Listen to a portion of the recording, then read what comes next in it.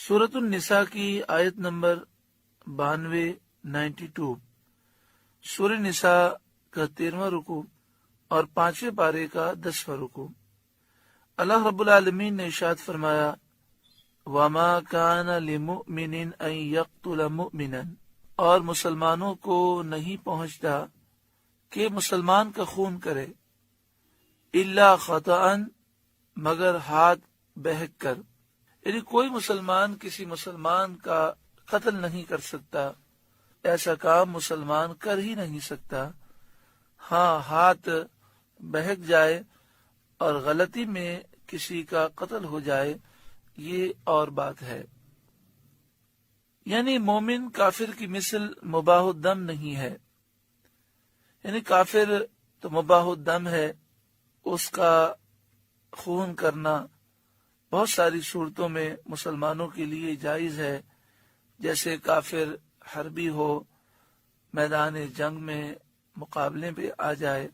کافر کا حکم پچھلی آیات میں بیان ہو چکا، تو مسلمان کا قتل کرنا بغیر حق کے روا نہیں۔ بعض صورتیں ایسی ہیں جس میں شریعت اجازت دیتی ہے، جیسے مسلمان قاتل ہو تو حاکم اسلام قتل کے بدلے اسے قتل کر دے، جبکہ مقتول کے ورثاء قصاص چاہتے ہوں۔ اسی طرح اگر مسلمان شادی شدہ ہو اور وہ زنا کرے، تحقیق سے گواہوں سے یہ بات ثابت ہو جائے تو اسے پتھر مار مار کے ہلاک کر دیا جائے۔ اسی طرح مسلمان اگر مرتد ہو جائے تو اسے 3 دن تک مہلت دی جائے، اسے سمجھایا جائے، پھر بھی دوبارہ اسلام قبول نہ کرے تو اسے قتل کر دیا جائے۔ اسی طرح مسلمان بغاوت کرے تو اس کی سزا قتل ہے۔ اگر مسلمان ڈاکو ہو اور وہ قتل و غارت گری کرتا ہو، ڈاکے مارتا ہو اور وہ گرفتار ہو جائے تو اس کی سزا بھی موت ہے۔ اسی طرح کوئی گستاخ رسول ہے، چاہے وہ پہلے مسلمان تھا لیکن اب اس نے گستاخی کی تو اس کی سزا موت ہے۔ اس کے علاوہ مسلمان مباح الدم نہیں ہے، مسلمان کے خون کی حرمت ہے۔ مسلمان کی شان نہیں کہ اس سے کسی مسلمان کا قتل ہو جائے، یعنی ایک مسلمان ایسا کر ہی نہیں سکتا جو اسے اللہ تعالیٰ نے ایمان کا نور عطا فرمایا ہے۔ ہاں، خطا ہو جائے یہ اور بات ہے۔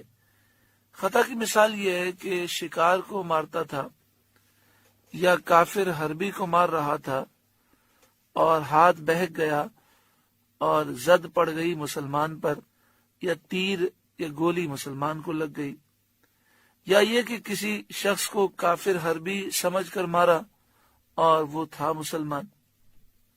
وَمَا كَانَ لِمُؤْمِنٍ أَن يَقْتُلَ مُؤْمِنًا إِلَّا خَطَأً، اور مسلمانوں کو نہیں پہنچتا کہ مسلمان کا خون کرے مگر ہاتھ بہک کر۔ وَمَنْ قَتَلَ مُؤْمِنًا خَطَأً، اور جو کسی مسلمان کو نادانستہ قتل کرے، خطا میں قتل کرے، فَتَحْرِيرُ رَقَبَةٍ مُؤْمِنَةٍ، تو اس پر ایک غلام مسلمان کا آزاد کرنا لازمی ہے۔ وَدِيَةٌ مُسَلَّمَةٌ، اور دیت جو سپرد کی جائے الی اہلہ، مقتول کے ورثاء کو، الا ان یصدقوا، مگر یہ کہ مقتول کے ورثاء وہ دیت معاف کر دیں، یعنی اس کے وارثوں کو دیت دی جائے۔ جس طرح مرنے والے کی جائیداد تقسیم ہوتی ہے، اس طرح دیت مقتول کے ورثاء میں تقسیم ہوگی۔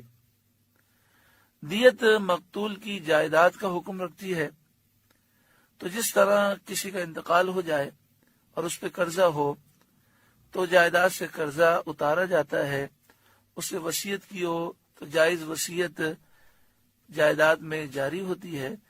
اسی طرح مقتول کی دیت بھی یہی حکم رکھتی ہے، یعنی مقتول کا قرضہ ہے تو دیت سے ادا کیا جائے گا، اور اگر اس نے وصیت کی ہے تو وصیت جو جائز ہوگی وہ دیت میں جاری ہوگی۔ دیت کتنی ہے؟